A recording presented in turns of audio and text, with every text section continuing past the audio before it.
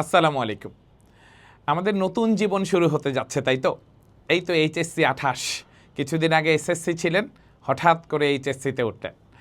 এখন শুরুতেই যেটা সবচেয়ে বড় প্রবলেম শুরু হবে যে চ্যাপ্টার সিকোয়েন্স মেইনটেইন করা, কোন চ্যাপ্টারের সাথে কোন চ্যাপ্টার লিঙ্ক করা, কোন চ্যাপ্টার না জানলে তার পরের চ্যাপ্টারটা পড়তে যেয়ে কষ্ট হয়ে যাবে, এইটা একটু আইডেন্টিফাই করতে না পারা তাহলে প্রচণ্ড প্রবলেম হয়ে যাবে।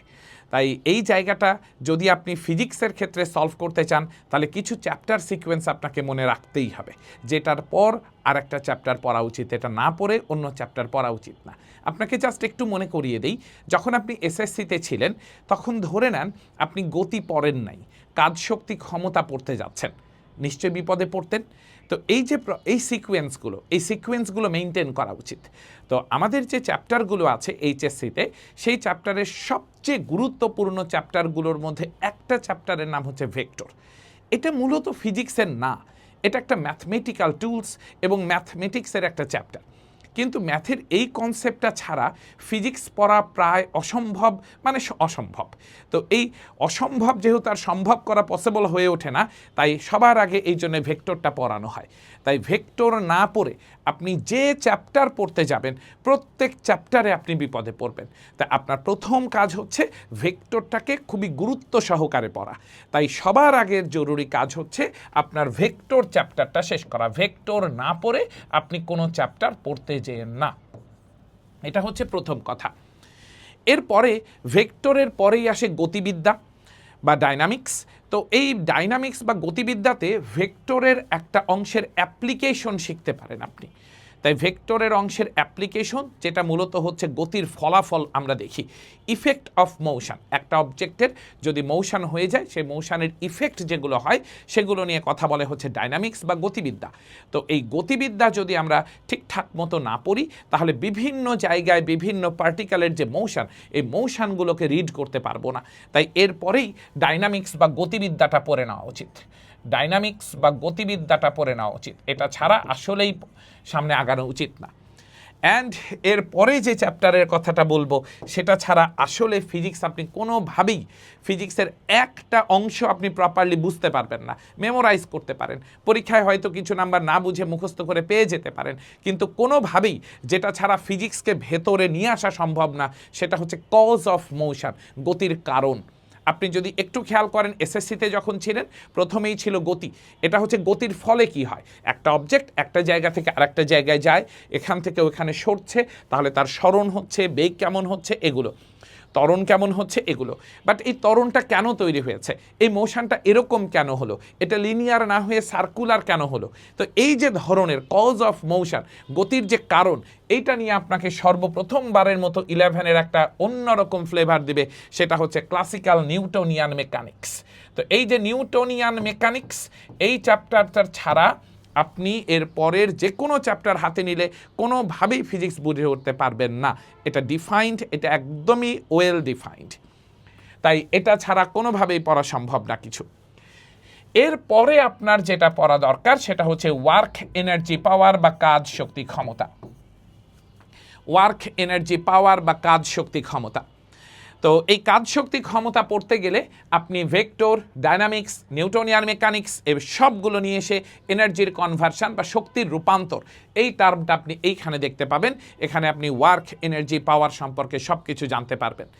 এই চারটা চ্যাপ্টার পড়ার পরে আপনি যে কোনো চ্যাপ্টারে একটু টুকটুক করে মুভ করতে পারেন, যেগুলোর কিছু সিকুয়েন্সিয়াল চ্যাপ্টার ছাড়া বাকি সকল চ্যাপ্টার আপনাকে পড়তে সাহায্য করবে।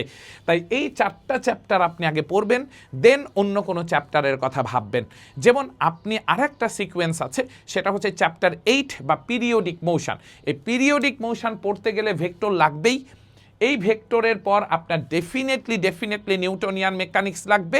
নিউটনিয়ান মেকানিক্স এবং ওয়ার্ক পাওয়ার এনার্জি ডেফিনেটলি লাগবে চ্যাপ্টার 8 পড়তে চেয়ে। আর এই চ্যাপ্টার 8 না পড়লে আবার চ্যাপ্টার 9 পড়তে পারবেন না, যেটা হচ্ছে ওয়েভ বা তরঙ্গ। চ্যাপ্টার 8 এটা হচ্ছে ওয়েভের প্রি রিকুইজিট। তাই 8 না পড়ে আপনি কখনো ওয়েভ পড়তে পারবেন না, ঠিক আছে? তো এই হচ্ছে আপনার মোটামুটি ফার্স্ট পার্টের চ্যাপ্টারগুলোর যদি কথা বলি, তাহলে vector, dynamics, Newtonian mechanics, work energy পাওয়ার, এরপর আপনি মুভ করতে পারেন, এরপর আপনি বিভিন্ন চ্যাপ্টারের দিকে মুভ করে নিতে পারেন। আপনি ইচ্ছা হলে চ্যাপ্টার 6 অর্থাৎ গ্র্যাভিটেশন নিয়ে কথা বলা শুরু করতে পারেন। আপনি ইচ্ছা হলে chapter 7 that means structural property বা পদার্থের গাঠনিক ধর্ম নিয়ে কথা বলতে পারেন। আপনি ইচ্ছা করলে চ্যাপ্টার 8 শুরু করতে পারেন, পিরিয়ডিক মোশন, বাট 8 শেষ না করে আবার 9 শুরু করতে পারবেন না, ওয়েভ শুরু করতে পারবেন না। আবার ওইদিকে আপনি ওই একই মোমেন্টে যদি চান তাহলে আইডিয়াল গ্যাস বা আদর্শ গ্যাসও আপনি নিয়ে কথাবার্তা বলা শুরু করে দিতে পারেন, ঠিক আছে। বাট আদর্শ গ্যাস পড়তে গেলে চ্যাপ্টার 7 স্ট্রাকচারাল প্রপার্টির ছোট্ট ছোট্ট কিছু জিনিসপত্র একটু লাগবে, এইটার জন্য এই সিকোয়েন্স মেনটেন করা বেটার। এবার যদি সেকেন্ড পার্টে যাই, থার্মোডাইনামিক্স বা তাপগতিবিদ্যা, এটার প্রি রিকুইজিট হচ্ছে ফার্স্ট পার্টের যে আপনার কাছে আইডিয়াল গ্যাস বা আদর্শ গ্যাস ছিল সেইটা, এটা ছাড়া আর কোনো প্রি রিকুইজিট নাই। ডেফিনেটলি এগুলোর কনসেপ্ট তো আপনার একটু একটু করে লাগবে, বিশেষ করে ওয়ার্ক এনার্জির পাওয়ার, এই কনসেপ্ট ছাড়া আপনি আবার ওইখানে যে বিপদে পড়ে যাবেন। এর পরের চ্যাপ্টার হচ্ছে স্ট্যাটিক্স, কি বলে স্ট্যাটিক ইলেকট্রিসিটি, স্থির তড়িৎ। স্থির তড়িৎ পড়তে যে আপনি ভুলেই যাবেন একটা সময় যে আপনি ভেক্টর পড়ছেন নাকি স্থির তড়িৎ পড়ছেন, আপনার কাছে মনেই হবে না যে আপনি আসলে কোন চ্যাপ্টারটা পড়ছেন। তো সো ভেক্টর ছাড়া এবং কাজশক্তি ক্ষমতা এবং নিউটনীয় বলবিদ্যা ছাড়া স্থির তড়িৎ পড়া প্রায় ইম্পসিবল। স্থির তড়িৎ এটা কভার করে আপনি চলতড়িতে যাবেন, এটাই স্বাভাবিক। কারেন্ট ইলেকট্রিসিটি, এই কারেন্ট ইলেকট্রিসিটি একটু ডিফারেন্ট রাজ্য, আপনাদের যদিও ভেক্টর কনসেপ্টটা এখানে লাগে না, বাট এই কারেন্ট ইলেকট্রিসিটির একদম পূর্ণাঙ্গ কনসেপ্টের জন্য ভেক্টর কথাটা দরকার হয়। বাট কারেন্ট ইলেকট্রিসিটির প্রি রিকুইজিট হিসেবে আমরা স্থির তড়িতের কথাই বলে থাকি। এরপরে যদি আমরা ম্যাগনেটিক ইফেক্ট অফ কারেন্ট পড়তে যাই, তাহলে এটার জন্য ভেক্টর লাগবে, এটার জন্য নিউটনিয়ান মেকানিক্স লাগবে, এটার জন্য ওয়ার্ক পাওয়ার এনার্জি লাগবে। এর পরের চ্যাপ্টারটা হচ্ছে আপনার ম্যাগনেটিক ইন্ডাকশান, যেটা সেই ইন্ডাকশান চ্যাপ্টার 5, ইন্ডাকশান বা আবেশ, এটার জন্য চ্যাপ্টার 4 মানে হচ্ছে তড়িৎ প্রবাহের চৌম্বক ক্রিয়া, এটা তার প্রি রিকুইজিট, এটা আপনার জানতে হবে, ঠিক আছে।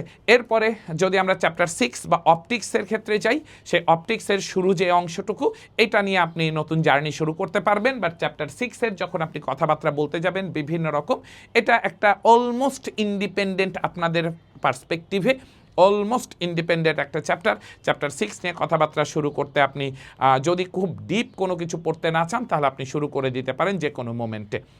চ্যাপ্টার 7 হচ্ছে ফিজিক্যাল অপটিক্স বা ভৌত আলো, এটার প্রি রিকুইজিট হচ্ছে ফার্স্ট পার্টের চ্যাপ্টার 8, ফার্স্ট পার্টের চ্যাপ্টার 9 দুইটা। আর এই দিকের ভেক্টর তো অবশ্যই লাগবে, ভেক্টর লাগবে, এবং সেখানে ডেফিনেটলি আপনার আবারও নিউটনিয়ান মেকানিক্সের ছোট্টখাট্ট কিছু হিসাব নিকাশ এই ফিজিক্যাল অপটিক্সের মধ্যে লাগবে। হ্যাঁ, ছোট্টখাট্ট কিছু লাগবে, বাট বেসিক্যালি লাগবে চ্যাপ্টার 8 আর চ্যাপ্টার 9, এই দুটো চ্যাপ্টার ছাড়া ফিজিক্যাল অপটিক্স পড়া যাবে না। এরপরে যখন আপনি চ্যাপ্টার 8 আধুনিক পদার্থবিজ্ঞান পড়তে যাবেন, আধুনিক পদার্থবিজ্ঞান অলমোস্ট নতুন ধরনের একটা অংশ, মডার্ন ফিজিক্সে ঢুকে যাবে। আপনার সেই এতদিন পর্যন্ত যে প্রি রিকুইজিটগুলো হয়েছে সেগুলো ছোটোখাটো করে নিয়ে তারপরে নতুন এক রাজ্য ওপেন হবে। তারপরে নিউক্লিয়ার ফিজিক্স, এটাও এই একই রকম, আর মডার্ন ফিজিক্সের একটা অংশ। সেই মডার্ন ফিজিক্সের আপনার এই এতদিনের সবগুলো কনসেপ্টই ছোটোখাটো করে নিয়ে এটা নিয়ে কাজ শুরু করা যাবে, বাট এটার জন্য ক্যালকুলাস দরকার হয় প্রচণ্ড। আর এই ক্যালকুলাসের অংশটুকুর জন্যই মূলত এটা অনেক পরে পড়ানো হয়, কারণ ম্যাথে ক্যালকুলাস অংশটুকু আগে পড়ানো না হয়ে একটু পরে পড়াইতে হয়, কারণ আপনাকে ইনভার্স ট্রিগোনোমেট্রিক ফাংশন এগুলো না পড়িয়েতে কোনোভাবেই ইন্টিগ্রেশন, ডিফারেন্সিয়েশন এগুলো পড়ানো সম্ভব হয় না। এরপরে চ্যাপ্টার 10, যেটাকে আমরা সেমিকন্ডাক্টর বলে রাখি, এই সেমিকন্ডাক্টর পড়তে যে কারেন্ট ইলেকট্রিসিটি, এই চ্যাপ্টারটার কনসেপ্ট প্রচণ্ড বেশি লাগবে, এটা ছাড়া চ্যাপ্টার 10 এটা পড়া যাবে না। তো এই হচ্ছে মোটামুটি কথাবার্তা, যে মোটামুটি কথাবার্তাগুলোর মধ্যে প্রথম কথা হচ্ছে যে আপনার আসলে একটা বড় অংশ ফিল আপ করার জন্য এই 4টা চ্যাপ্টার পড়ে তারপরে অন্য কোনো দিকে মুভ করা উচিত। হ্যাঁ, আর যদি থাম্বলাইনে বলতে বলেন তাহলে বইয়ে যে অর্ডারে চ্যাপ্টারগুলো আছে এইভাবে শেষ করলে পড়াশোনাটা খুব সুন্দর হয়, পড়াশোনাটা গুছানো হয়। হ্যাঁ, খুব তাড়াতাড়ি চ্যাপ্টার শেষ করার চেয়ে প্রপারলি চ্যাপ্টার শেষ করা জরুরি। নাম্বার অফ চ্যাপ্টার কতগুলো শেষ করার চেয়ে কোয়ালিটেটিভলি কতগুলো শেষ হলো এইটার দিকে নজর দেওয়া জরুরি। তো আপনাদের এই এইচএসসি লাইফটা অনেক স্মুথ হোক, অনেক সুন্দর হোক, আপনাদের জন্য অনেক অনেক শুভকামনা।